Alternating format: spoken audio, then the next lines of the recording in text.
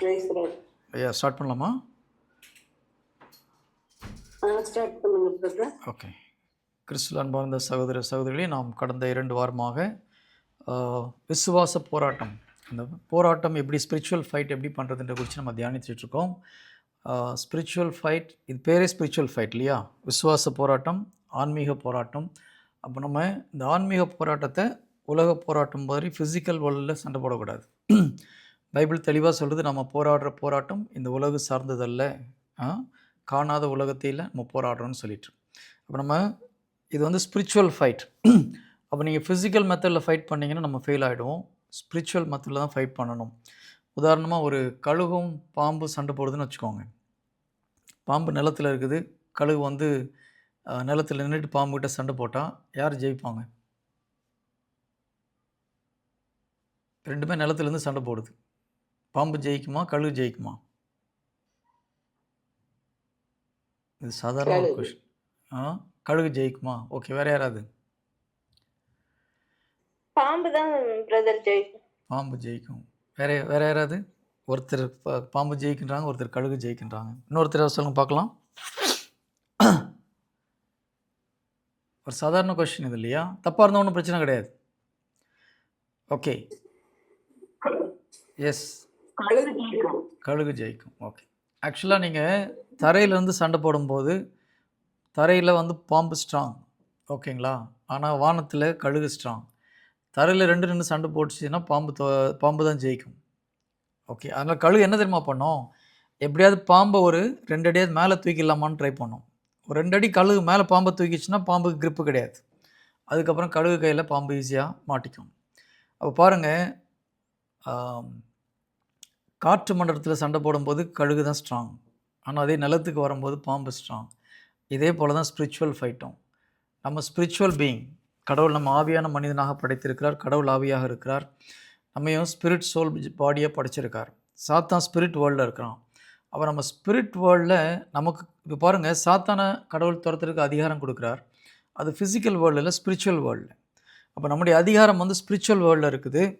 அப்போ நம்ம ஸ்பிரிட் வேர்ல்டில் ஆப்ரேட் பண்ணோம்னா கரெக்டாக ஈஸியாக சாத்தானை ஜெயிச்சிடலாம். ஆனால் ஃபிசிக்கலாக நம்ம சண்டை போடணும், தோற்று போயிடுவோம். எப்படி வந்து ஒரு கழுகு தரையில் வந்து இறங்கி சண்டை போட்டுச்சுன்னா தோற்று போயிடுமோ, அதே போல் நம்ம தரையிலேருந்து ஃபிசிக்கல் வேர்ல்டில் வந்து சண்டை போடக்கூடாது, ஊனியல்பில் வந்து சண்டை போடக்கூடாது. நம்ம ஸ்பிரிட்டில் போய் சண்டை போடும்போது சாத்தானுக்கு அதிகாரம் கிடையாது நம்ம மேலே. பாருங்கள், இறை வார்த்தையில் எல்லா இடத்துலையும் சாத்தானுக்கு நம்ம மேலே எந்த ஒரு அதிகாரமும் கிடையாது. நமக்கு தீய சக்தி மேலே அதிகாரம் இருக்குது. அது எல்லாம் ஸ்பிரிட் வேர்ல்டில்.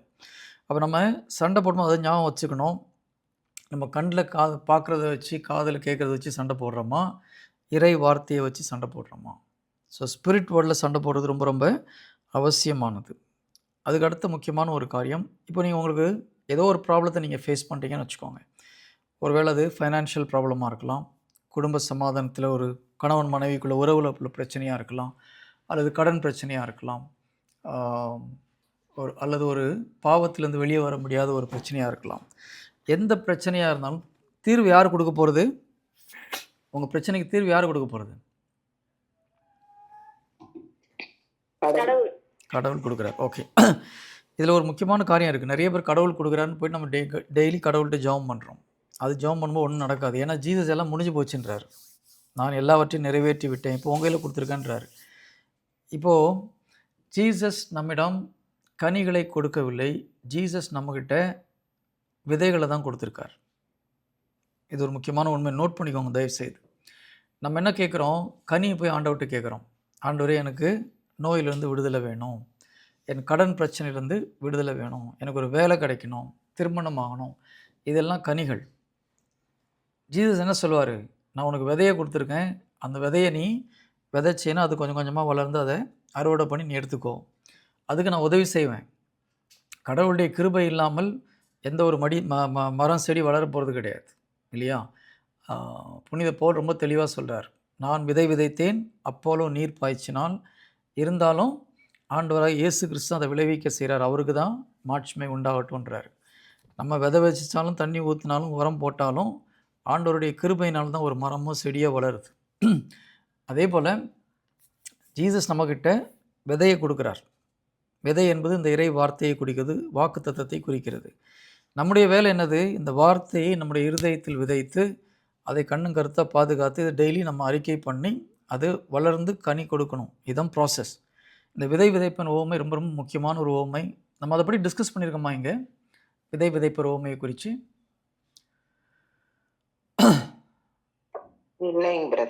இல்லையா? அப்புறமா ஒரு நாள் அது இதுக்கு அடுத்தது அதை எடுக்கலாம். ஸோ இந்த விதை விதைப்பர் ஓமை பார்த்தீங்கன்னா ஆண்டவர் ரொம்ப தெளிவாக சொல்கிறார். பரலோக ராஜ்யம் இந்த விதை விதைக்கிற ஓமைக்கு ஒப்பாக இருக்கிறது. அப்போ இந்த ஆன்மீக காரியங்கள் எல்லாமே இந்த ஓமையின் அடிப்படையில் தான் கடவுள் செயல்படுத்துகிறார். ஓகே, விதை விதைப்பின் ஓமை என்னது? ஒரு விதையை நம்ம விதைக்கணும். இதில் விதை கடவுளுடைய வார்த்தை, நிலம் நம்முடைய இருதயம். அப்போ நம்முடைய இருதயத்திலே கடவுளுடைய வார்த்தையை நாம் விதைத்து அது வளர வச்சு அதுலேருந்து நம்ம அறுவடை பண்ண சொல்கிறார் ஆண்டவர். ஓகேங்களா? அப்போ கடவுள் நமக்கு என்ன கொடுத்துருக்காரு? விதையை தான் கொடுத்துருக்கார், கனியை கொடுக்கல. ஆனால் நம்ம ஆண்டவர்கிட்ட போய் என்ன கேட்குறோம்? கனியை கொடுங்கன்னு கேட்குறோம். ஜீசஸ் என்ன சொல்லுவார்? விதை கனி ஆட்டோமேட்டிக்காக வரும்னு சொல்லுவார். இதனால தான் நிறைய பேருடைய ஜெபம் கேட்கப்பட மாட்டேங்கிறது. நிறைய பேர் விரக்தி நிலைக்கு போகிறாங்க. நான் டெய்லி கோயிலுக்கு போகிறேன், டெய்லி ஜெபம் பண்ணுறேன், திருப்பலியை கலந்துக்கிறேன், எல்லாமே செய்கிறேன், ஆனால் எனக்கு ஆண்டவர் எனக்கு பலன் கொடுக்கல, ஆண்டவர் மறந்துட்டார், அல்ல ஆண்டவர் கேட்க மாட்டேங்கிறார், ஜெபத்தை கேட்க மாட்டேங்கிறார்னு நினைக்கிறோம்.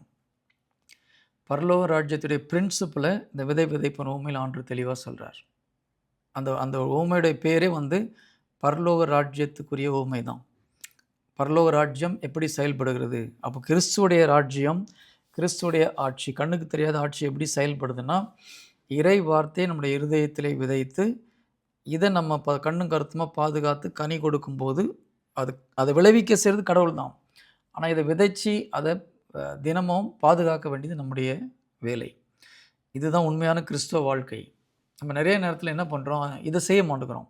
ஒரு தியானத்தில் போனால் யாராவது ஒருத்தர் ஜெபம் போனால் நம்மளுக்கு சரியாயிடுமான்னு பார்க்குறோம். அப்போ என்ன பண்ணுறோம்? நம்ம தியானத்துக்கு போயிட்டு அங்கே தியானம் நடத்துகிற ஒரு ஊழியரோ குருவோ நமக்கு கனியை கொடுக்கணும்னு ஆசைப்படுறோம். இல்லைனா ஜீசஸ்ட்டை போய்ட்டு ஜீசஸ் நமக்கு கனியை கொடுப்பாரான்னு கேட்குறோம். ஜீசஸ் என்னுடைய வேலையெல்லாம் முடிஞ்சு போச்சுன்னு சொல்லிட்டார். நல்லா ஞாபகம் வச்சுக்கோங்க, சும்மா சொல்லலை. அந்த வார்த்தையுடைய அர்த்தம், உன் வாழ்க்கைக்கு தேவையான அனைத்தையும் நான் செய்து முடித்து விட்டேன், அதான் அதுக்கு அர்த்தம். இந்த உலகத்திலே நாம் கிறிஸ்துவை போல வாழ்வதற்கு தேவையான அனைத்தையும் இயேசு கிறிஸ்து செய்து முடித்து விட்டார். இப்போ போயிட்டு அவர்கிட்ட போய் நம்ம கேட்குறதுல அர்த்தமே கிடையாது. அவர் என் வேலைங்க முடிஞ்சு போச்சு, என் வேலை 2 வேலை தான். ஜீசஸுடைய வேலை என்ன வேலை? நமக்காக பரிந்து பேசுகிறார், நமக்காக மேலே பில்டிங் கட்டிகிட்ருக்கார். இது 2 தான் ஜீசஸ் இப்போ செய்கிற வேலை.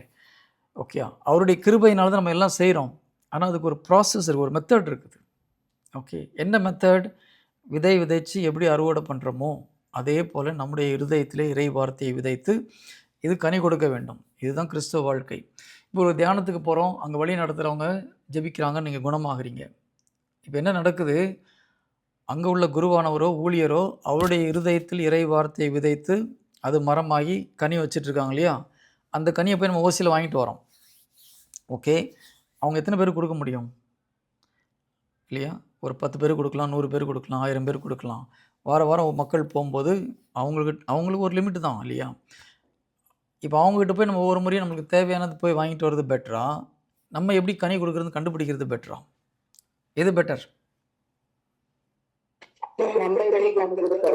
புரியுங்களா? இப்போ நாங்கள் அப்படி தான் ட்ரைன் பண்ணுறோம். உங்கள் இருதயத்தில் இறை வார்த்தையை விதைத்து எப்படி நீங்களே கனி கொடுக்கறது. ஃபஸ்ட்டு உங்கள் பிரச்சனைக்கு தேவையான கனியை நீங்கள் வளர்த்த செஞ்சு உங்கள் ப்ராப்ளத்தை நீங்கள் சரி பண்ணும்போது உங்களுக்கு ஒரு கான்ஃபிடன்ஸ் வரும். ஓஹோ, இந்த வார்த்தை வேலை செய்யுது, இறை வார்த்தை சும்மா கிடையாது, என் வாழ்க்கையில் இது கிரியை செய்கிறது. இது எப்போ நீங்கள் உங்கள் வாழ்க்கையில் இது கிரியை செய்கிறத பார்க்குறீங்களோ ஆட்டோமேட்டிக்காக மற்றவங்கள்ட்ட போய் சொல்லுவீங்க. இதே பிரச்சனையில் இருக்கிற ஒருத்தர் வரும்போது, கவலைப்படாத, நாய் உன்னோட பெரிய பிரச்சனையில் இருந்தேன், இந்த வார்த்தையை நான் இப்படி அறிக்கை பண்ணேன், இப்படி நம்பினேன், இப்படி போராடினேன், அதனுடைய கனியை பெற்றுக்கொண்டேன், நீயும் அப்படி செய்யலாம். இப்போ நான் உங்கள்கிட்ட பேசுகிறேன்னா, என் வாழ்க்கையில் ஒரு சுச்சுவேஷன் மிகப்பெரிய ஒரு ஃபைனான்ஷியல் ப்ராப்ளத்தில் இருந்தேன். நான் உங்கள்கிட்ட ஏற்கனவே சொல்லியிருப்பேன்னு நினைக்கிறேன்.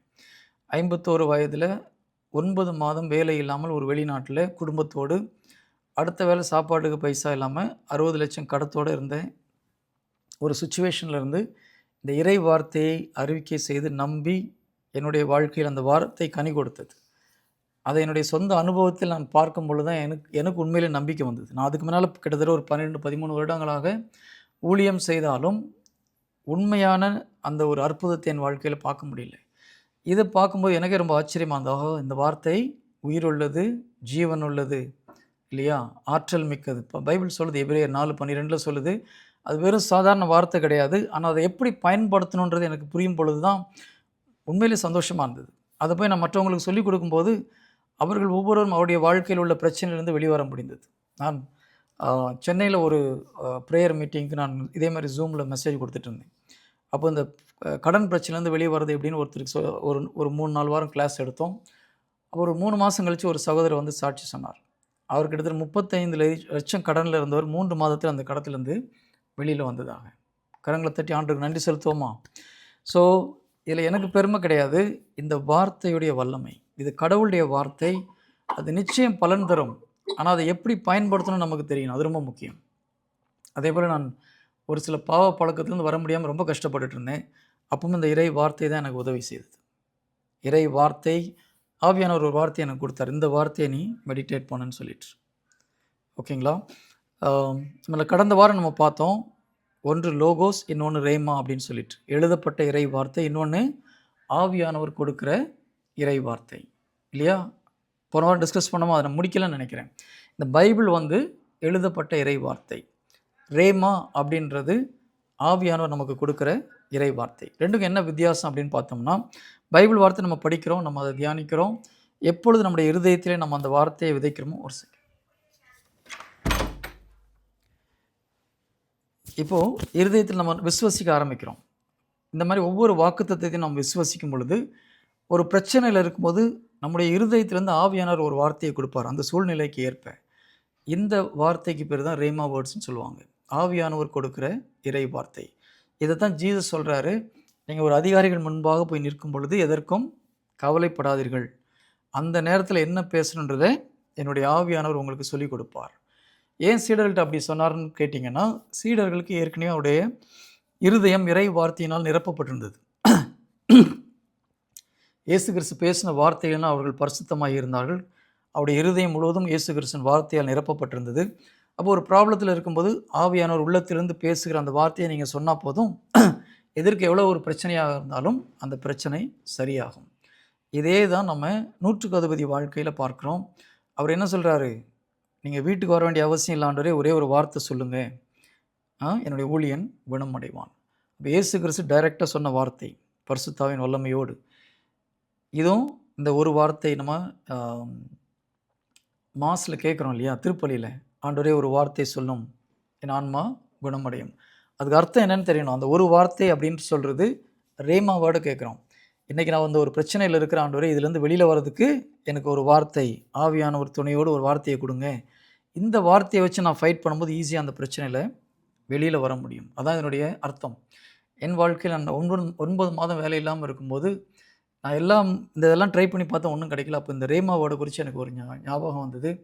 நான் 3 நாட்களாக ஆண்டவர்கிட்ட ஜெபிச்சுட்டு இருந்தேன், ஆண்டவரே எனக்கு இந்த சுச்சுவேஷனில் வெளியில் வர்றதுக்கு, ஒரு வேலை கிடைக்கிறதுக்கு ஏதாவது ஒரு ரேமா வேர்டு கொடுங்க அப்படின்னு சொல்லிட்டு. அப்பொழுது மத்தேயு 8வது அதிகாரம் 11வது வார்த்தை என் காதில் ஒலித்தது. மத்தேயு 8:11, கிழக்கிலும் மேற்கிலும் இருந்து பலர் வந்து அப்ரஹாம், ஈசாக், யாக்கோபு ஆகியோருடன் விண்ணரசின் பந்தியில் அமர்வர். இந்த வார்த்தையை ஆக்சுவலாக எனக்கு கேட்க முடிஞ்சது, என்னுடைய இருதயத்தில் கேட்டேன் நான் அந்த வார்த்தையை. அதுக்கப்புறம் தான் எங்கே இருக்குன்னு தேடி பார்க்கும்போது மத்தேயு 8:11 இருந்தது. இப்போ நல்லா கவனித்து பாருங்கள், நான் எதுக்காக ஜெபம் பண்ணிகிட்ருக்கிறேன், ஒரு வேலை கிடைக்கிறதுக்காக ஜெபம் பண்ணிகிட்ருக்கிறேன். இந்த வார்த்தையில் வேலையை பற்றி ஒன்றுமே இல்லை. ஆனால் என்ன சொல்லுது, கிழக்கிலும் மேற்கிலும் இருந்து பலர் வந்து அப்ரஹாம், ஈசாக், யாக்கோபு ஆகியோருடன் விண்ணரசின் பந்தியில் அமர்வர். அப்போ எனக்கு ஒன்றும் புரியல, இந்த வார்த்தைக்கும் என்னுடைய வேலைக்கு என்ன சம்மந்தம்னு புரியல. நான் என்ன பண்ணேன், இந்த வார்த்தையை அப்படியே ஒரு ஜெபமாலையை கையில் எடுத்துகிட்டு ஒரு தொடர்ந்து சொல்லிக்கிட்டே இருந்தேன். ஐ திங்க் 2வது முறை ஜெபமாலை சொல்லும்போது, 3வது முறை ஜெபமாலை சொல்லும்போதும், ஜெபமாலை நான் சொல்கிறது ஒவ்வொரு வார்த்தையும் இந்த இறை வார்த்தையை அறிக்கை பண்ணிகிட்டே இருந்தேன். அப்போ சொல்லிகிட்டே இருக்கும்போது எனக்கு ஆவியானவர் ஒரு உணர்த்துதலை கொடுத்தார். இந்த வார்த்தை எங்கே வருது பைபிள், யாருக்கா சொல்ல முடியுமா? கிழக்கிலும் மேற்கிலும் இருந்து பலர் வந்து அப்ரஹாம், ஈசாக், யாக்கோபு ஆகியோருடன் விண்ணரசின் பந்தியில் அமர்வர். எந்த இடத்துல பைபிளில் எந்த இடத்துல ஜீசஸ் சொல்கிறாருன்னு சொல்ல முடியுமா யாராவது? நூற்றுவர் தலைவரின் பையன் குணமடைதல். Very good, very good. நூற்றுக்கு அதிபதியுடைய அவருடைய வார்த்தையை கேட்டு ஆண்டவர் ஆச்சரியப்படுறார். அவருடைய விசுவாசத்தை குறித்து ஆச்சரியப்படுறார் இல்லையா? எப்படி விட்டுருங்க? அவருடைய நம்பிக்கை குறித்து ஆச்சரியப்பட்டு என்ன சொல்றார்? சிஸ்டர் ஆல்பர்ட், பிரதர் ஆல்பர்ட், கொஞ்சம் ஆடியோ ஆஃப் பண்ணிக்கோங்க. பதில் சொல்லும்போது மட்டும் ஆன் பண்ணிக்கோங்க, மற்ற நேரத்தில் ஆஃப் பண்ணிக்கோங்க. ஸோ அந்த நூற்றுக்கு அதிபதியுடைய நம்பிக்கையை பார்த்து ஆண்டவர் ஆச்சரியப்பட்டு இந்த வார்த்தையை சொல்கிறார். இஸ்ரேல் யாரிடமும் இந்த மாதிரி ஒரு அற்புத நம்பிக்கையை நான் பார்க்கல, ஆனால் இந்த ஒரு மனிதனிடம் இப்படிப்பட்ட ஒரு நம்பிக்கையை பார்க்குறேன் அப்படின்னு சொல்லிட்டு கிழக்கிலும் மேற்கிலும் இருந்து அப்ரஹாம், ஈசாக், யாக்கோபு ஆகியோருடன் இந்த மக்கள் வந்து விண்ணரசில் பந்தியில் அமர்வார்கள். இப்போ பாருங்கள், யாரெல்லாம் விண்ணரசின் பந்தியில் அப்ரஹாம், ஈசாக், யாக்கோபு பக்கத்தில் அமர போகிறாங்க? கிறிஸ்தவர்கள்லாம் போய் அமர்வாங்களா? ஜீசஸ் அப்படி சொல்லலை. யாரை பார்த்து சொல்கிறாரு? கிழக்கிலும் மேற்கிலும் இருந்து பலர் வந்து அப்ரஹாம், ஈசாக், யாக்கோபு ஆகியோருடன் விண்ணரசின் பந்தியில் அமர்வர். எந்த மாதிரி மக்கள் அப்ரஹாம், ஈசாக்கு பக்கத்தில் அமர முடியும்? சொல்லுங்க பார்க்கலாம்.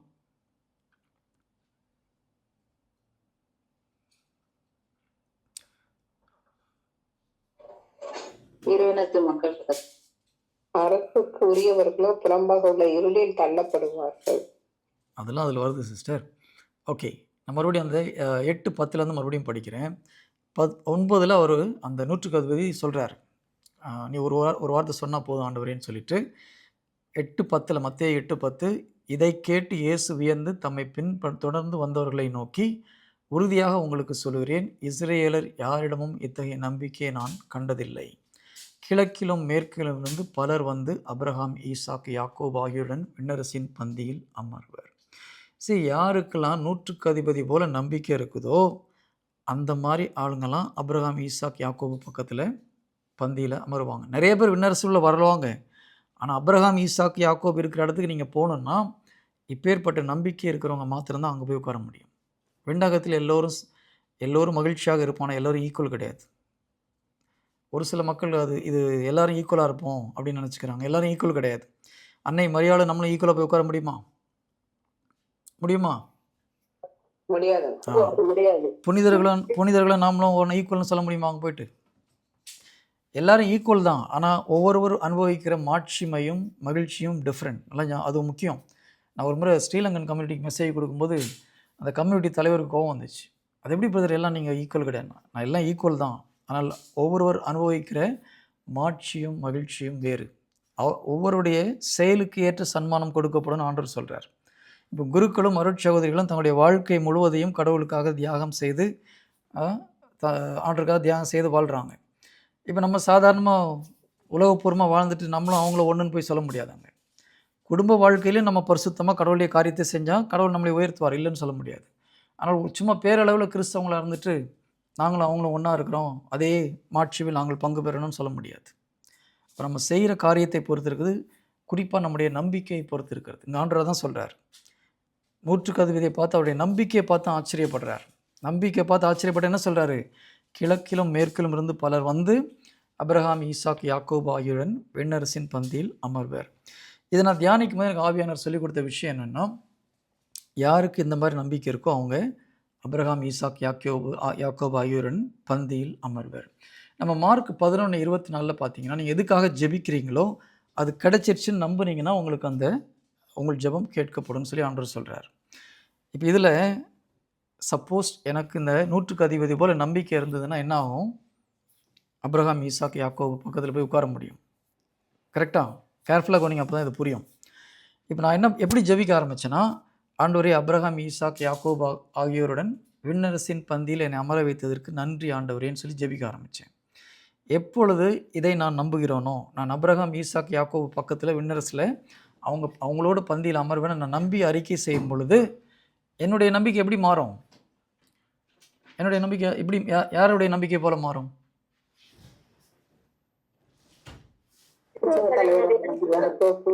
Very good, very good. நூற்றுக்கு அதிபதி நம்பிக்கை போல என்னுடைய நம்பிக்கை மாறும். நல்லா புரிஞ்சுக்கோங்க. அப்ரஹாம், ஈசாக், யாக்கோபு ஆகியோருடன் என்னை விண்ணரசில் அமர வைத்ததற்கு நன்றி ஆண்டவரேன்னு நம்ம சொல்லி அதை நம்பும் பொழுது என்னுடைய நம்பிக்கை இந்த நூற்றுக்கு அதிபதி நம்பிக்கைக்கு போல காணாதவற்றை நம்பக்கூடிய ஒரு நம்பிக்கை, ஆண்டோடைய அதிகாரத்தை உணர்ந்த ஒரு நம்பிக்கையாக மாறுது. இதுக்கு எனக்கு ஆவியானவர் உணர்த்தின உடனே நான் என்ன பண்ணேன், 3 நாள் நைட் அண்ட் டே உட்காந்து இந்த வார்த்தையை அறிக்கை பண்ணேன். 3வது நாள் எனக்கு கடவுள் ஒரு அற்புதமான ஒரு வேலையை கொடுத்தார். கரங்களை தட்டி ஆண்டுக்கு நன்றி செலுத்தலாமா? 9 மாதம் வேலை இல்லாமல் இருந்த எனக்கு 3 நாட்களில் அந்த வேலை கிடைத்தது. அந்த வேலையில் தான் நான் இன்னும் இருக்கிறேன். கிட்டத்தட்ட 7-8 வருடமாக அதே கம்பெனியில் நான் வேலை செஞ்சுட்ருக்கிறேன். ப்ரொமோஷனும் கிடச்சிது. எல்லாருக்கும் கோவிட் டைமில் சம்பளம் குறைச்சாங்க. எனக்கு கோவிட் டைமில் ப்ரொமோஷன் கொடுத்து ஒரு 50,000 ருபீஸ் இன்க்ரிமெண்ட்டும் கொடுத்தாங்க. அதெல்லாம் கடவுளுடைய கிருபை. எதுக்கு சொல்ல வரேன்னா, இந்த வார்த்தையை நாம் சரியாக பயன்படுத்தினோம் என்றால் உலக காரியத்தில் மாத்திரமல்ல, ஸ்பிரிச்சுவல் காரியத்தில் நம்ம வெற்றி பெற முடியும். ஆண்டவர் இந்த வாக்குத்தத்தங்களை நமக்கு கொடுப்பதற்கு காரணம் நாம் ஆன்மீக காரியங்களில் வெற்றி கொள்ள வேண்டும் என்பதற்காக தான். இப்போ இதில் ஒரு சின்ன ஒரு கன்ஃபியூஷன். சில மக்கள் என்ன சொல்கிறாங்க, நமக்கு பரலோகம் தான் முக்கியம், இந்த உலகத்தில் அழுதுட்டு போனாலும் அடி வாங்கிட்டு போனாலும் தப்பு கிடையாது. ஓகே. ஒரு சிலர் என்ன சொல்கிறாங்க, என்ன பண்ணுறாங்க, இறை வார்த்தை இந்த உலக பிரச்சனைக்கு மட்டும் பயன்படுத்துகிறாங்க. ஆனால் பைபிள் நமக்கு என்ன தெரியுமா சொல்லுது, இரண்டுக்கும் இந்த இறை வார்த்தை போதும். நம்ம கலாத்தியர் 3:13-14 பார்க்குறோம். 14வது வார்த்தையில் அபிரகாமுடைய ஆசீர்வாதமும் பரிசுத்தாவின் வல்லையும் நமக்கு கொடுக்கப்படுது.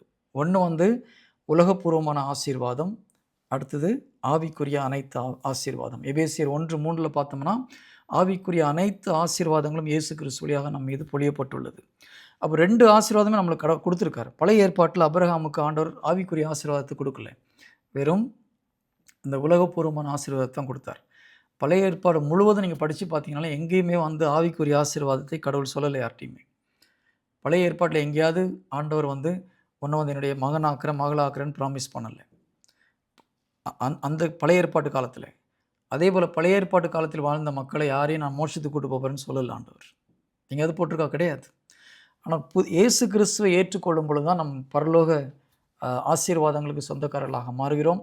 அதே நேரத்தில் இந்த பூலோகத்தில் நம்ம தரித்திரலாம் பிச்சைக்காரனா கடன்காரனாக இருக்குன்னு ஆண்டவர் சொல்லலை. ஓகே, நமக்கு தேவையானது நிச்சயம் கொடுக்கப்படும். டிவைன் ப்ராவிடன்ஸ்னு சொல்லுவாங்க. பேராசை கிடையாது. நமக்கு தேவையான சிம்பிளாக வாழ்கிறதுக்கு தேவையான காரியங்களை கடவுள் நிச்சயம் நமக்கு கொடுப்பார். கடன் பிரச்சனை இருக்குன்னு அவசியம் கிடையாது. கடன் பிரச்சனை கடவுள் கொடுக்கறது கிடையாது. நல்லா ஞாபகம் வச்சுக்கோங்க. பிரைஸ் தி லார்ட், ஹல்லேலூயா. அப்போ இந்த இறை வார்த்தையை நாம் இந்த ஆவியானவர் கொடுக்குற இறை வார்த்தையை நாம் அறிக்கை செய்யும் பொழுது அந்த வார்த்தை மிக வல்லமையாக செயல்படும். இப்போ ஒரு 6-7 மாதத்துக்கு முன்பாக கத்தார்லேருந்து ஒரு சகோதரி சாட்சி சொல்லியிருந்தாங்க எங்கள் ஜெபக்குழுவில். நான் இந்த ரேமாவோட பற்றி நான் சொல்லும்போது இதே எக்ஸாம்பிள் நான் சொல்லியிருக்கேன். ஒரு 7-8 வருடத்துக்கு முன்பாக எனக்கு வேலை கிடைச்சதை வச்சு. அந்த சகோதரி அந்த வீடியோ பார்த்துட்டு என்ன பண்ணியிருக்காங்க, அவருடைய சகோதரர் இந்தியாவிலேருந்து கத்தாருக்கு வந்திருக்காரு. வேலை தேடும்போது இந்த வார்த்தையை தன்னுடைய சகோதரருக்காக அறிக்கை பண்ணியிருக்காங்க. பண்ண ஒரு வாரத்தில் அவருக்கு ஒரு அருமையான வேலை கிடைத்திருக்கிறது. பாருங்கள், இந்த வார்த்தை எனக்கு மட்டும் சொந்தம் கிடையாது. யார் யாரெல்லாம் நம்புகிறாங்களோ அவங்க எல்லோருக்கும் சொந்தம். ஒருவேளை உங்கள் வாழ்க்கையில் நம்பிக்கை குறைவான ஒரு பிரச்சனை இருந்ததுன்னா இதை அறிக்கை பண்ணலாம். வேலைக்கு மாத்திரம் இல்லை, எந்த ஒரு காரியத்துக்காக இருந்தாலும் நம்பிக்கை உங்களுக்கு அதிகப்படுத்த வேணும்னா இது ஒரு அற்புதமான ஒரு வார்த்தை, ஆவியானவர் கொடுத்த வார்த்தை. இது எனக்கு மட்டும் கிடையாது, எல்லோருக்கும் சொந்தமான ஒரு வார்த்தை. ஸோ உங்கள் வாழ்க்கையில் எந்த பிரச்சனையிலேருந்து வெளிவரணுமோ இந்த இறை வார்த்தையை உள்ளத்தில் விதைப்பது மிக மிக அவசியம். இப்போ அடுத்த ஸ்டெப், இப்போ உங்களுக்கு ஒரு தக்காளி பழம் வேணும் அப்படின்னா என்ன விதை போடுவீங்க? தக்காளி விதை. Very good.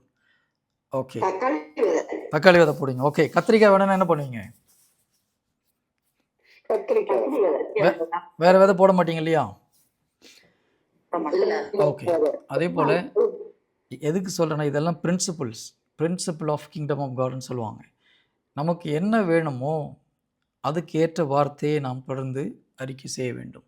உதாரணமாக இப்போ உங்களுக்கு ஒரு உடல் நலத்திலேருந்து பிரச்சனை இருக்குன்னா அதுலேருந்து வெளியில் வர்றதுக்கு என்ன இறை வார்த்தையோ அதை நம்ம அதிகமாக ஃபோக்கஸ் பண்ணுறது மிக மிக அவசியம்.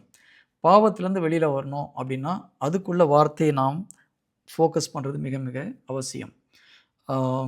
நான் நல்லா மிக்ஸ் பண்ணி எடுக்கிறேன், ஆனால் பாயிண்ட் கரெக்டாக கேர்ஃபுல்லாக கவனிங்க. எல்லாமே முக்கியமான பாயிண்ட்ஸ் தான். கொஞ்சம் எக்ஸாம்பிளோட சொன்னால் உங்களுக்கு கொஞ்சம் ஈஸியாக புரியன்றதுக்காக நான் என்னுடைய வாழ்க்கையில் நடந்த ஒரு சில காரியங்களை சொல்கிறேன். நான் ஒரு 8 வருடத்துக்கு முன்பாக 10 வருடத்துக்கு முன்பாக நினைக்கிறேன், ஒரு பாவத்திலேருந்து வெளியே வர முடியாமல் கஷ்டப்பட்டுட்டு இருந்தேன். அப்போ ஒரு வாரம் அழுது ஜெபம் பண்ணேன், ஆண்டவர்ட்ட எப்படியாவது இதுலேருந்து வெளியே வரணும். ஃபாஸ்டிங் இருந்தேன், நிறைய தியானத்துக்கு போனேன். இருந்தும் முழுமையாக வெளியில் வர முடியல. ஒரு 6 மாதம் ஒழுங்காக இருப்பேன், அப்புறம் மறுபடியும் அந்த பிரச்சனையில் விழுவேன் நான். அப்போது ஒரு மாதிரி ஜெபிச்சுட்டு இருக்கும்போது எனக்கு ஒரு குரல் கேட்டது, என்னுடைய பாவத்தை குறித்து கவலைப்படாதே, என் மகனை பார்த்து முன்னேறி செல் அப்படின்னு சொல்லிட்டு, என் மகனை பின்தொடர்ந்து செல் அப்படின்னு. அப்போ எனக்கு ஒன்றும் புரியல, இது யார் வாய்ஸ் வந்து அவ்வளோ ஸ்வீட்டாக ஒரு லேடிஸ் வாய்ஸ். எனக்கு ஆனால் ஃபஸ்ட்டு வார்த்தை என்ன சொல்லுது, பாவத்தை குறித்து கவலைப்படாதே. அதை கேட்ட உடனே இது மாதாவாக இருக்க முடியாது, ஏதோ தீய சக்தி போகுன்னு சொல்லி நான் அதை சாத்தானே ஓடிப்போன்னு சொல்லி விட்டுட்டேன். அதனால் ஒரு வாரம் கழித்து ஆவியானவர் சொன்னார், உங்கள்கிட்ட பேசுனது அன்னை மரியாள் தான் அப்படின்னு சொல்லி. இதில் ஃபஸ்ட்டு முக்கியமாக கவனிக்க வேண்டியது என்னது, பாவத்தை குறித்து நம்ம கவலைப்படக்கூடாது. எப்போ பாவம் செஞ்சிடக்கூடாதுன்னு நினைக்கிறோமோ நம்ம செய்வோம். நல்லா கவனிச்சு பாருங்கள், எப்பொழுது நம்முடைய சிந்தனையிலே பாவம் நான் செஞ்சிடக்கூடாதுன்னு நினைக்கும்போது நாம் எதை குறித்து நாம் யோசிச்சுட்டு இருக்கிறோம்? ஹலோ, பாவத்தை பத்தி யோசிக்கணும். எப்போ நம்ம பாவத்தை குறித்து யோசிச்சுட்டு இருக்கிறோம், எதை குறித்து நம்ம யோசிச்சுட்டு இருக்கோமோ அதை தான் செய்வோம். நீங்கள் யோசிக்காத ஒன்று செய்ய முடியுமா வாழ்க்கையில்? நீங்கள் யோசிக்கவே இல்லை ஒரு காரியத்தை குறித்து, அதை செய்ய முடியுமா? முடியாது. ஆனால் நம்ம எப்போ மனசில் நான் இந்த பாவத்தை செஞ்சிடக்கூடாதுன்னு நினைக்கிறேனோ நம்ம அந்த பாவத்தை தியானிக்கிறோம், நம்மளை அறியாமலே பாவத்தை தியானிக்கிறோம். பாவியனை எனக்கு சொல்லிக் கொடுத்தால், ஏவாளை பாரு, மரத்து முன்னால் போய் நின்றுட்டு என்ன நினச்சிருப்பாங்க, அவங்க இந்த கனியை சாப்பிடக்கூடாதுன்னு நினச்சாங்க. கடைசியில் என்ன பண்ணாங்க? நம்மளும் அதே தப்பு தான் செய்கிறோம். இந்த பாவத்தை செஞ்சிடக்கூடாதுன்னு நினைக்கும் பொழுது நாம் கடவுளுடைய வார்த்தையை தியானிப்பதற்கு பதிலாக, கடவுளுடைய வாக்குத்தத்தத்தை தியானிப்பதற்கு பதிலாக பாவத்தை தியானிக்கிறோம். ஏவாள் செய்த அதே தவறு ஆவியானவர் அப்படி தான் சொல்லிக் கொடுத்தார். ஏவாளுடைய ப்ராப்ளம் என்னென்னா, இப்போ ஒன்றும் இல்லை, ஒரு நல்ல குடிகாரன் குடிப்பழக்கத்துலேருந்து வெளியே வரணும்னு ஆசைப்பட்றான். ஒரு பார் முன்னால் போய் நின்றுட்டு ஐயோ நான் குடிச்சிடக்கூடாதுன்னு என்ன பண்ணுவான்? புரியுதுங்களா? ஃபஸ்ட்டு நம்ம அந்த இடத்துக்கு போகக்கூடாது. அடுத்தது சிந்தனை வந்து இதை செஞ்சிடக்கூடாதுன்னு போது நம்ம பாவத்தை யோசிக்கிறோம். ஆண்டவர் நம்மை பாவத்தை குறித்து யோசிக்க சொல்லவில்லை, இறை வாக்கு தத்தத்தை நம்மை தியானிக்க சொல்கிறார். அதனால் நம்ம செய்ய வேண்டியது என்ன, நமக்கு என்ன பிரச்சனையோ அதற்கு ஏற்ற ஒரு இறை வார்த்தை நம்முடைய உள்ளத்தில் விதைக்க வேண்டும். பாவத்திலேருந்து வெளியில் வரணும்னா ரோமர் 6வது அதிகாரம் 22வது இறை வார்த்தை. எனக்கு ஆவியானவர் உணர்த்தின ஒரு வார்த்தை அந்த வார்த்தை தான், ரேமா வேர்ட். ஆவியானவர் கொடுத்த ரேமா வேர்ட் எது சிஸ்டர்? ரோமர் 6:22. யாராவது ஒருத்தர் படிங்க பார்க்கலாம். நீங்கள் பாவத்திலிருந்து விடுதலையாகி, யாராவது நீங்களே படிங்க பார்க்கலாம். ரோமர் 6வது அதிகாரம் 22வது இறை வார்த்தை. ஆனால் இப்பொழுது நீங்கள் பாவத்தினின்று விடுதலை பெற்று கடவுளுக்கு அடிமைகள் ஆகிவிட்டீர்கள். இதனால் நீங்கள் காணும் பயன் தூய வாழ்வு, இதன் முடிவு நிலை வாழ்வு. ஆமென். Praise the Lord. வசனம் என்ன சொல்லுது? இப்போ நம்ம நார்மலாக எப்படி ஜெபிக்கிறோம்? ஆண்டவரே இந்த பாவத்திலேருந்து எனக்கு விடுதலை கொடுங்க, இந்த பாவத்திலேருந்து வெளியே வரதுக்கு எனக்கு உதவி செய்யுங்க, இல்லையா? உதவி செய்யுங்கன்னு சொல்லி தப்பு கிடையாது. ஆனால் அந்த பாவத்திலேருந்து எனக்கு விடுதலை கொடுங்கன்னு கேட்குறோம். ஆனால் இறை வார்த்தை என்ன சொல்லுது? நீங்கள் பாவத்திலேருந்து விடுதலையாகி கடவுளுக்கு அடிமையாகி விட்டீர்கள்னு சொல்லுது. ஆனால் நம்ம மனசில் என்ன இருக்குது? நான் இன்னும் இந்த பாவத்திலேருந்து விடுதலை ஆகலைன்னு இருக்குது. எப்பொழுது நம்முடைய சிந்தனையில் நான் இந்த பாவத்திலேருந்து இன்னும் விடுதலை ஆகலைன்னு நினச்சிட்டு இருக்கிறோமோ நம்மளால் வெளியில் வர முடியாது. புரியுதுங்களா? அப்போ இந்த வார்த்தையை நம்ம அறிக்கை செய்து நம்ம மனசில், ஆண்டவர் எனக்கு பூர்ணமாக விடுதலை கொடுத்துட்டார், நான் எந்த பாவத்துக்கும் அடிமை கிடையாது, என்னை பாவத்திலேருந்து விடுதலை ஆக்கி கடவுளுக்கு நான் அடிமை ஆகிட்டேன் அப்படின்னு உணரும் பொழுது நாம் ஆட்டோமேட்டிக்காக பரிசுத்தமான ஒரு வாழ்க்கைக்குள்ளே வந்துட முடியும். ஸோ நான் என்ன பண்ணேன், இந்த வார்த்தையை தொடர்ந்து அறிக்கை பண்ணேன். ஒரு 7 நாள் 8 நாள் அறிக்கை பண்ணேன். நான் அறிக்கை பண்ண சும்மா ஒரு முறை 2 முறை 1000 முறை 2000 முறை ஒரு நாளைக்கு உட்காந்து கண்டினியூஸாக அறிக்கை பண்ணுவேன், தியானம் பண்ணுவேன். இது பண்ணிகிட்டே இருக்கும்போது ஒரு நாள் எனக்கு மனசில் தோணுச்சு, ஆமாம் நம்ம தான் பாவத்திலேருந்து வெளியே வந்துட்டோம், அப்புறம் என்ன பிரச்சனை அப்படின்னு ஒரு எண்ணம் வந்தது என்னுடைய மனதில். அதோடு எல்லா பாவங்களும் என்னை விட்டு அகன்று போனது. கரங்களை தட்டி ஆண்டுக்கு நன்றி செலுத்துவோமா? இறை வார்த்தையின் வல்லமை. வார்த்தையை நீங்கள் நம்பும் பொழுது அந்த வார்த்தை உங்களுக்கு விடுதலை கொடுக்கும். வசனம் சொல்லுது, உண்மையை அறிந்து கொள்ளுங்கள், உண்மை உங்களுக்கு விடுதலை அளிக்கும். சத்தியத்தை அறிந்து கொள்ளுங்கள், சத்தியம் உங்களுக்கு விடுதலை அளிக்கும். சத்தியம் என்னது? கடவுள் எனக்கு பாவத்திலிருந்து விடுதலை கொடுத்துட்டார், நான் பாவத்திலிருந்து வெளியே வந்துட்டேன்னு நம்ம நம்பினோம்னா அடுத்த செகண்ட் பாவம் நம்மை விட்டு அகன்று போகும். அப்போ அதற்கு அந்த வார்த்தையை அறிக்கை பண்ணணும். இப்போ பாருங்கள், இந்த வார்த்தையை அறிக்கை பண்ணும்போது ஒரு சில சோதனைகள் வரும். உதாரணமாக இந்த பாவ பழக்கத்தை பற்றி நான் சொல்கிறேனே, ரோமர் 6:22 நான் அறிக்கை பண்ணுறேன். பண்ணிகிட்டே இருக்கும்போது நம்ம இதை நம்பும் பொழுது என்ன ஆகுது, இந்த வார்த்தை நம்முடைய இருதயத்திலே விதைக்கப்படுகிறது. இந்த வார்த்தை இருதயத்தில் விதைக்கிறோம். இந்த மெத்தடை நீங்கள் எல்லா பிரச்சனைக்கும் யூஸ் பண்ணலாம். பாவத்திலேருந்து வெளியே வரதுக்கு யூஸ் பண்ணலாம், கடன் பிரச்சனைக்கு யூஸ் பண்ணலாம், நோயிலேருந்து வெளியில் வரதுக்கு பயன்படுத்தலாம், குடும்ப சமாதானத்துக்கு என்ன பிரச்சனையாக இருந்தாலும் இது மெத்தடு ஒன்று தான், ப்ராசஸ் சேம் தான். என்னது, நீங்கள் கரெக்டான ஒரு வார்த்தையை சூஸ் பண்ணணும், உங்கள் பிரச்சனைக்கு ஏற்ற வார்த்தையை நீங்கள் சூஸ் பண்ணணும். பரிசுத்தமாக வாழ்றதுக்கு ரோமர் 6:22, என் உடல் பரிசுத்தாவி தங்கும் ஆலயம், அதை கூட சொல்லலாம். ஓகேங்களா? அதே போல் நம்முடைய கடன் பிரச்சனையில் வெளியில் வர்றதுக்கு பிலிப்பியர் 4:19, என் ஆண்டவர் இயேசு கிறிஸ்துவின் வழியாக தம் ஒப்பற்ற செல்வத்தை கொண்டு எங்கள் தேவைகள் அனைத்தையும் நிறைவு செய்வார். அப்போ ஒவ்வொரு உங்களுடைய தேவை என்னவோ அதற்கு ஏற்ற இறை வார்த்தையை சூஸ் பண்ணுறது மிக மிக அவசியம். நான் அதனால தான் முதலே ஒரு கேள்வி கேட்டேன், உங்களுக்கு தக்காளி வேணும்னா என்ன விதை விதைக்கணும்? என்ன விதை விதைக்கணும்? தக்காளி விதை. அதே போல் உங்களுக்கு என்ன பிரச்சனையோ அதற்கு ஏற்ற விதையை நீங்கள் இருதயத்திலே விதைக்க வேண்டும். ஸோ பரிசுத்தமாக வாழ்கிறது தான். ஒரு பாவத்திலேருந்து வெளியில் வர முடியல, அப்போ அதற்கேற்ற ஒரு இறை வார்த்தை உங்களுடைய உள்ளத்திலே விதைக்க வேண்டும். ஒரு எதுக்கு நான் ஜெபமாலை எடுத்து அந்த வார்த்தையை சொல்கிறேன்னா, நான் நிறைய முறை சொல்கிறேன், நடக்கும்போது சொல்கிறேன், போகும்போது சொல்கிறேன்னு சொல்லுவாங்க. நீங்கள் அப்படி சொல்லும்போது பார்த்தீங்கன்னா ஒரு 4 முறை சொல்லுவீங்க, 5 முறை சொல்லுவீங்க, அதுக்கப்புறம் நீங்கள் மறந்துடுவீங்க. அப்புறம் ஒரு ½ அன் ஹவர் கழிச்சு ஒரு 4 முறை சொல்வீங்க. நம்ம சொல்கிற நம்பர் வந்து கம்மியாக இருக்கும். அதே நீங்கள் ஜெபமாலை எடுத்து சொல்லும்போது குறைஞ்சது 50 சொல்கிறோன்ற நமக்கு தெரியும், அதிகமான முறை நம்ம சொல்ல முடியும். அதனால தான் நான் சொல்கிறது, முடிந்த அளவுக்கு ஜெபமாலை எடுத்து சொல்லுங்கள். நீங்கள் போகும்போது, நடக்கும்போது, வேலை செய்யும்போது கூட சொல்லலாம். ஆனால் அமர்ந்து கான்சன்ட்ரேட் பண்ணி சொல்லும்போது அதுக்கு பலன் ஜாஸ்தி. நீங்கள் நடந்துட்டு சொல்லும்போதும் பலன் உண்டு, உட்கார்ந்து ஒருமனப்பட்டு சொல்லும்போது அதனுடைய பலன் அதிகம். அப்போது என்ன பிரச்சனையோ அதற்கு ஏற்ற இறை வார்த்தையை முதல்ல நம்ம அறிக்கை பண்ணுறோம். அது நம்முடைய இருதயத்திலே விதையை விதைப்பதற்கு சமம். இதை விதையை நீங்கள் கரெக்டாக விதைக்கும் போது யார் உள்ளே வருவா?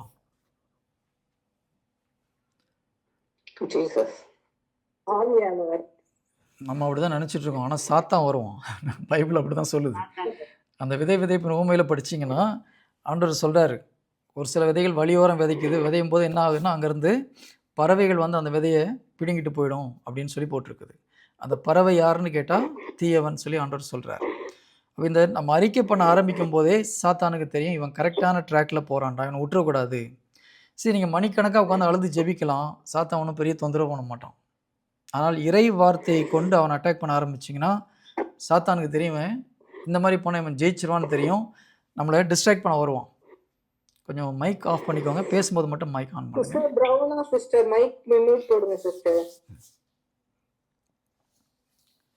ஓகே, இப்போ நான் பரிசுத்தமாக வாழணும்னு ஆசைப்படுறேன், ஏதோ ஒரு பாவ பழக்கத்தை என்னால் வெளியே வர முடியல, நான் இந்த வார்த்தையை அறிக்கை பண்ணுறேன், நான் பாவத்திலிருந்து விடுதலையாகி கடவுளுக்கு அடிமையாகிவிட்டேன், இதன் பயனோ தூய வாழ்வு, இதன் விளைவோ நிலை வாழ்வு. ஒரு 4 நாள் அறிக்கை பண்ணுறேன். 5ஆவது நாள் பார்த்தீங்கன்னா நான் செஞ்ச பாவத்தோட மோசமான ஒரு பாவத்தில் விழுவேன், இல்லை அதே பாவத்தில் மறுபடியும் விழுவேன். இப்போ சாத்தான் நம்மகிட்ட வந்து பேசுவோம், என்ன நீ வார்த்தை அறிக்கை பண்ணேன்னா முதலோட மோசமாக போயிட்ட, நீ இந்த மெத்தட்லாம் ஒர்க் அவுட் ஆகாது. நான் எதுக்கு சொல்கிறேன்னா, என்னுடைய வாழ்க்கையில் நிறைய முறை ஒவ்வொரு காரியத்துக்கு ஜெபிக்கும் போது அனுபவப்பட்டிருக்கேன். நாம் இப்போது இதுதான் நம்மளுக்கு போராட்டம். நம்ம வார்த்தையை அறிக்கை பண்ணுறோம், ஆனால் மறுபடியும் அதே பாவத்தில் விழுறேன். ஆஹா, நமக்கு மனசில் என்ன தோணும், முதலோட மோசமாக போயிட்டும் போகுதே, என்ன பண்ணுறதுன்னு தெரியலையே நம்ம அப்படின்னு சொல்லி ஒரு குழப்பம் வரும். நான் ஆன்மீக வாழ்க்கை வந்த புதுசில் என்னுடைய நண்பர் ஒருத்தர் வந்து அவங்க நண்பருக்கும் அவருடைய மனைவிக்கும் சண்டை. அவங்க 2 பேரும் ரொம்ப வீட்டில் ஒரு பிரச்சனையாக இருந்துன்னு சொல்லி ஒரு நாள் எனக்கு ஃபோன் பண்ணார், பிரதர் எனக்காக நீங்கள் நைட் கொஞ்சம் ப்ரேயர் பண்ணிக்கோங்கன்ட்டு. நானும் உட்காந்து அன்றைக்கி ஒரு 3 மணி நேரம் அவருக்காக ஸ்பெஷலாக டெலிவரன்ஸ் ப்ரேயர்லாம் பண்ணி ஜெபம் பண்ணேன். அடுத்த நாள் காலையில் ஃபோன் பண்ணி கேட்டேன் அவர்கிட்ட, பிரதர் எப்படி இருக்குது வீட்டில்னு. அதை ஏன் கேட்குறீங்க பிரதர், நான் கல்யாணம் ஆகி 20 வருஷத்துக்கு மேலே ஆச்சு, இது வரைக்கும் ஒரு நாள் என் ஒய்ஃபை கை நீட்டி அடித்தது கிடையாது, நேற்று கை நீட்டி அடிக்கிற மாதிரி ஒரு சுச்சுவேஷன் ஆகி போச்சுன்னு. இப்போ ஜெபிச்சவங்களுக்கு எப்படி இருக்கும்? எப்படி இருக்கும்? மனசு கஷ்டமாக இருக்கும். நம்ம ஜெபம் வேலை செய்யலைன்ற ஒரு எண்ணம் வரும். ஆனால் அதான் தப்பு. சாத்தான் நமக்கு அப்படி ஒரு எண்ணத்தை கொடுக்க வைப்பான். எப்போ நம்ம சரியான மெத்தடில் ஜெபிக்கிறோமோ, சாத்தான் வந்து என்ன பண்ணுவான், அதை எப்படியாவது ஸ்டாப் பண்ணுறதுக்கு ட்ரை பண்ணுவான். அவனால் முடிஞ்ச அளவுக்கு அந்த பிரச்சனையை பெருசாக காமிக்கும்போது நம்ம என்ன நினைப்போம், இந்த மாதிரி ஜெபம் பண்ணால் சரியாக வர மாட்டேங்குது, நம்ம ஸ்டாப் பண்ணிட்டோம். ஆனால் அன்றைக்கி நான் ஸ்டாப் பண்ணிட்டேன். உண்மையிலே நான் ஆன்மீக வாழ்க்கையில் வந்த புதுசு எனக்கு எப்படின்னு தெரியல. ஐயோ இது வம்பா போச்சுடா, தேன் கூட்டில் கை வச்ச மாதிரி ஆகிப்போச்சு. அவங்க வீட்டில் ஏதோ சின்ன பிரச்சனையாக இருந்து நம்ம ஜெபம் பண்ணி அது பெரிய பிரச்சனையாக ஆயிடுச்சு. நான் அன்றைக்கி ஸ்டாப் பண்ணிட்டேன். ஆனால் இப்போ தான் அதனுடைய காரியம் என்னன்னு புரியுது. அதனால் நீங்கள் வார்த்தையை அறிக்கை செய்யும் பொழுது பிரச்சனை பெருசாகிற மாதிரி தெரியுங்கன்னா தயவுசெய்து பயப்பட வேண்டாம். பிரச்சனை பெருசாச்சுன்னா என்ன அர்த்தம், நீங்கள் செய்கிற ஜெபம் வேலை செய்யுதுன்னு அர்த்தம். கரெக்டாக? நான் ஒரு சின்ன உதாரணம் செய்கிறேன், சொல்கிறேன், கவனிச்சுக்கோங்க. ஒரு குழந்தை வந்து இப்போது தவழ்ந்து போகுது, ஒரு குழந்தை தவழ்ந்து போகுது, ஓகேயா? எந்திரிச்சு நிற்க ட்ரை பண்ணுது, பொத்துன்னு கீழே விழுது. இப்போது அந்த பக்கம் நிற்கிற அம்மாவுக்கு சந்தோஷமாக இருக்குமா, கஷ்டமாக இருக்குமா? கஷ்டமாக இருக்கும். ஓகே, நான் இன்னொரு விஷயம் சொல்கிறேன், அதையும் கவனித்து சொல்லுங்கள். இப்போ இன்னொரு குழந்தை 8 மாதம் ஆச்சு, எந்திரிக்கவே ட்ரை பண்ண மாட்டேங்குது, ஓகேங்களா? உட்காந்த இடத்துல உட்காந்துட்டு இருக்குது, எந்திரிக்க சொன்னால் எந்திரிக்க மாட்டேங்குது, ட்ரை பண்ண மாட்டேங்குது. இப்போ இந்த ட்ரை பண்ணாத குழந்தைய பார்த்தா அம்மாவுக்கு கஷ்டமாக இருக்குமா, ட்ரை பண்ணி கீழே விழுந்துற குழந்தைய பார்த்தா அம்மாவுக்கு கஷ்டமாக இருக்குமா?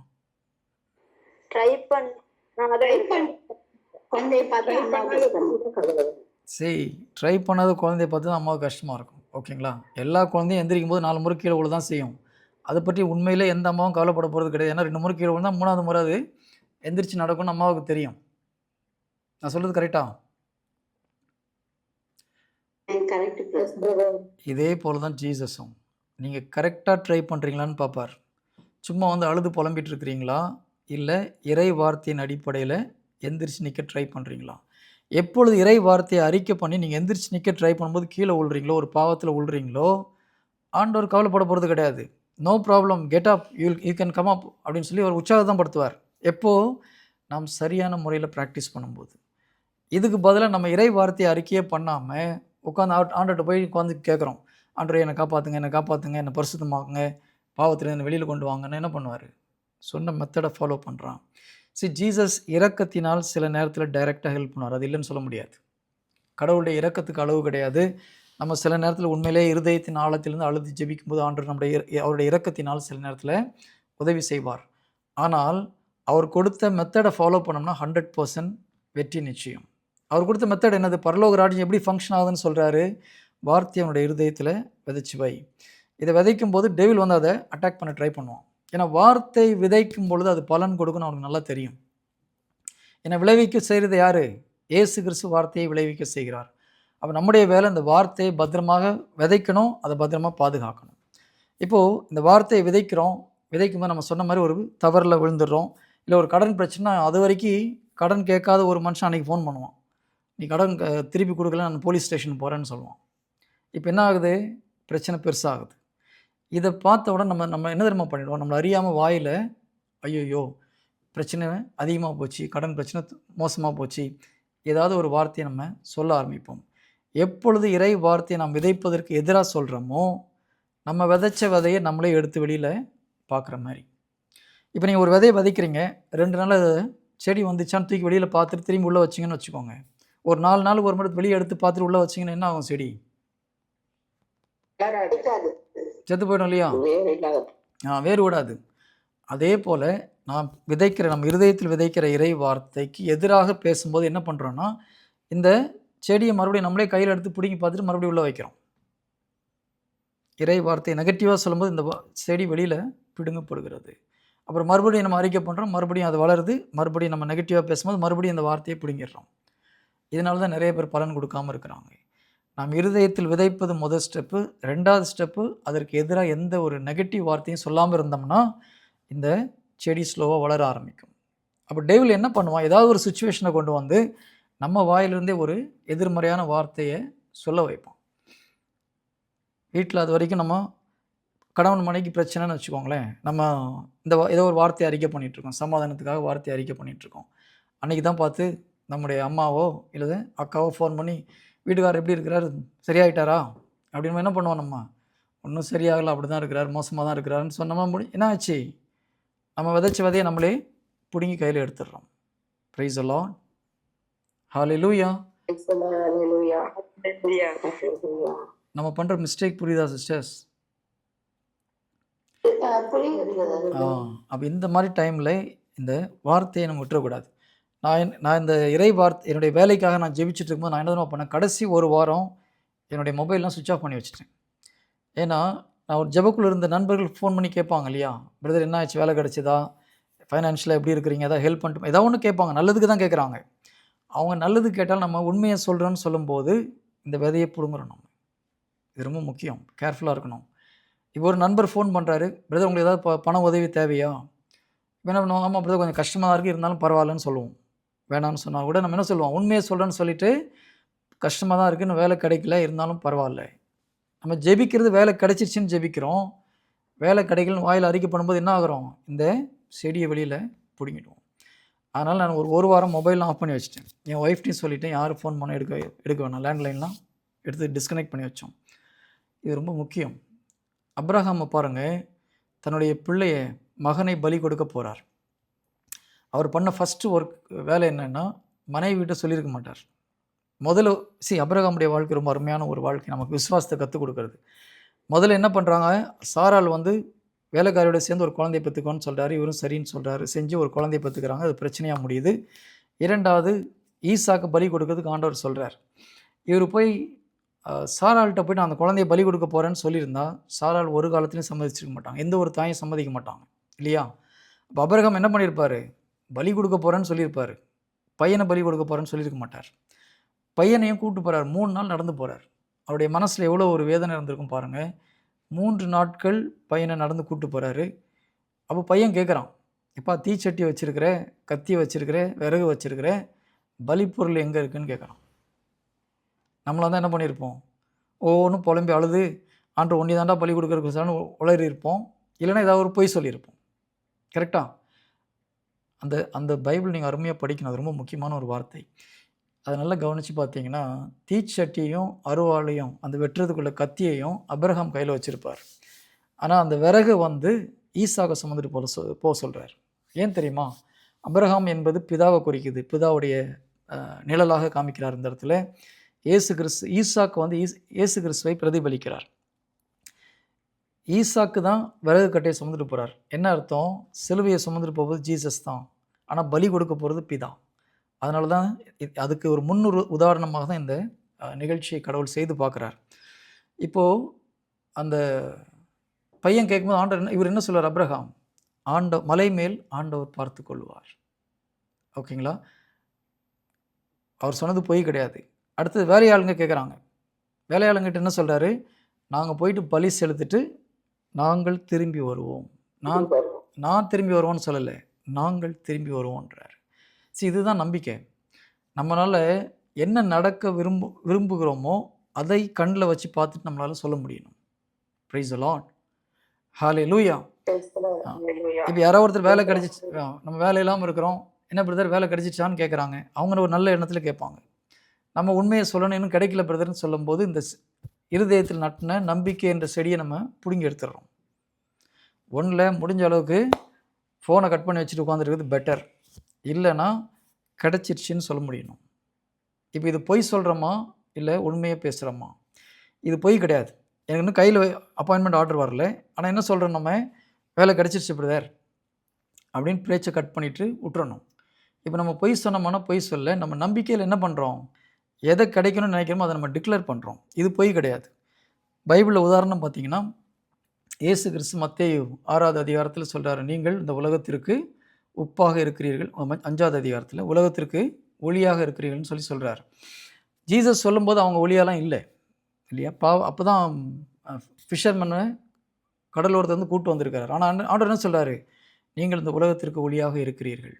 அவங்க ஒளியாக இல்லாத நேரத்தில் சொன்ன வார்த்தை இது. கடவுள் என்ன சொல்கிறாரு, பின்னால் எப்படி இருப்பாங்கன்றதை நம்பி அவர் டிக்ளேர் பண்ணுறார், அதை நம்பிக்கையோடு அறிக்கை செய்கிறார். நம்மளும் அந்த மாதிரி நம்பிக்கையாக அறிக்கை செய்யணும்.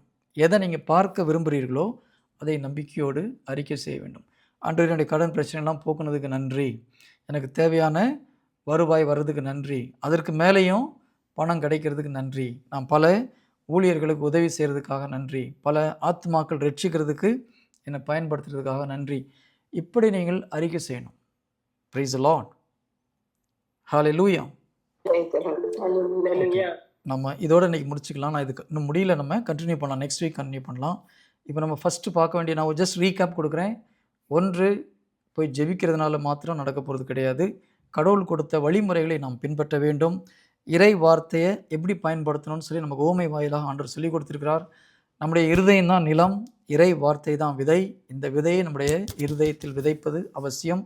எப்படி விதைக்கிறது? இந்த வார்த்தையை தொடர்ந்து அறிக்கை செய்து நம்பும் பொழுது இந்த வார்த்தை நம்முடைய இருதயத்தில் விதைக்கப்படுகிறது. நம்ம விதைச்சிட்டு இருக்கிற நேரத்தில் ஒரு நெகட்டிவாக நடந்ததுன்னா கவலைப்பட வேண்டிய அவசியம் இல்லை. டேவில் வந்து நம்மளை டிஸ்ட்ராக்ட் பண்ணுறதுக்கு ட்ரை பண்ணுறான், நம்மளை திசை திருப்பதுக்கு ட்ரை பண்ணுறான். எப்படி பேதுரு தண்ணி மேலே நடக்கும்போது ஒரு அலை வந்து அவரை டிஸ்ட்ராக்ட் பண்ணிச்சோ, அதே போல் நம்மளை டிஸ்ட்ராக்ட் பண்ணுறதுக்கு ட்ரை பண்ணுறான். நம்மளை கவனத்தை திறப்பது, சிதறு அடிப்பதுக்காக ட்ரை பண்ணுறான். அது குறித்து கவலைப்பட வேண்டிய அவசியம் இல்லை. நம்ம ஒருவேளை பாவத்திலேருந்து வெளியே வரணும் ஜெபிச்சிட்ருக்கோம், இந்த வார்த்தையை அறிக்கை பண்ணிகிட்ருக்கோம், பாவத்தில் விழுந்தாலும் கவலைப்படக்கூடாது. நம்ம முன்னேறி போயிட்டுருக்கோன்றது ரொம்ப முக்கியம். அதை ஞாபகம் வச்சு நம்ம வார்த்தையை தொடர்ந்து அறிக்கை செய்யணும். எந்த ஒரு எதிர்மறையான வார்த்தைகளையும் நாம் பேசாமல் அறிக்கை செய்யும் பொழுது கொஞ்சம் கொஞ்சமாக நம்ம வெற்றி பாதையை நோக்கி நடந்து போயிட்டுருக்குறோம். இதை மாத்திரம் இன்றைக்கு ஞாபகம் வச்சுக்கோங்க. இந்த ஒரு வாரத்தில் உங்களுடைய பிரச்சனைக்கு என்னவோ அதற்கு ஏற்ற வார்த்தையை அறிக்கை பண்ணி ஆரம்பிங்க. எல்லாத்தையும் முதல்ல பண்ணாதீங்க. உங்களுக்கு ஒரு முக்கியமான ப்ராப்ளம் இருக்குன்னா ஃபஸ்ட்டு அந்த ப்ராப்ளத்துலேருந்து வெளியே வர்றதுக்கு நீங்கள் முயற்சி பண்ணுங்கள். அதுலேருந்து வெளியே வரும்போது ஆட்டோமேட்டிக்காக உங்களுக்கு நம்பிக்கை அதிகமாகும். அடுத்த ஒவ்வொரு ப்ராப்ளத்துலேருந்து ஈஸியாக வெளியில் வர முடியும். Praise the lord. Praise the Lord. Okay, இல்லை ஏதாவது டவுட் இருந்தால் கேட்கலாம், இல்லைனா க்ளோஸ் பண்ணலாம், இல்லை ஒரு ஜெபம் பண்ணி க்ளோஸ் பண்ணலாம். ஒரு ஜெபம் பண்ணி க்ளோஸ் பண்ணலாமா? பிதா சுதன் பரிசுத்த ஆவியின் பெயராலே ஆமென். ஆண்டவரே, நாங்கள் இன்று தியானித்த இந்த வார்த்தைகளை அப்பா உம்முடைய பாதத்தில் ஒப்புக் கொடுக்கிறோம். இந்த இறை வார்த்தையை கொண்டு எங்களுடைய பிரச்சனைகளிலிருந்து எப்படி வெளியே வருவது, இந்த உலகபூர்வமான காரியங்களில் மாத்திரமல்ல, பரிசுத்தமான ஒரு வாழ்க்கையை நாங்கள் வாழ்வது எப்படி என்பதை நாங்கள் அப்பா எங்களுக்கு நீர் வெளிப்படுத்துவதற்காக நன்றி ஆண்டவரே. வெறும் ஜெபித்து அப்பாவிடம் வந்து அழுவதினால் அல்ல, நீர் எங்களுக்கு கற்றுக் கொடுத்த இதோ மாதிரியை பின்பற்றி, இதோ விதை விதைப்பர் ஓமையில் பரலோக ராஜ்யம் இந்த விதை விதைப்பு ஓமைக்கு ஒப்பாயிருக்கிறது என்று எங்களுக்கு நீர் சொல்லிக் கொடுத்திருக்கிறீர். அவருடைய மறை உண்மைகளை நீர் எங்களுக்கு வெளிப்படுத்துவதற்காக நன்றி செலுத்துகிறோம். இறை வார்த்தை எங்களுக்கு என்ன பிரச்சனையோ அதற்கு ஏற்ற இறை வார்த்தை எங்கள் உள்ளத்தில் விதைத்து அதை நாங்கள் மரமாக வளர செய்து அதிலிருந்து கனி பெறக்கூடிய பிள்ளைகளாக எங்கள் ஒவ்வொருவரையும் நீர் மாற்றி போடுமாறு இயேசு கிறிஸ்து நாமத்தில் ஜெபிக்கிறோம் பிதாவே. ஆமென். Amen. Amen. Thank you, brother. Thank you, sister. Thank you. Thank you, brother. Thank you. Thank you, brother. Thank you. God bless you all. Yes. Stop.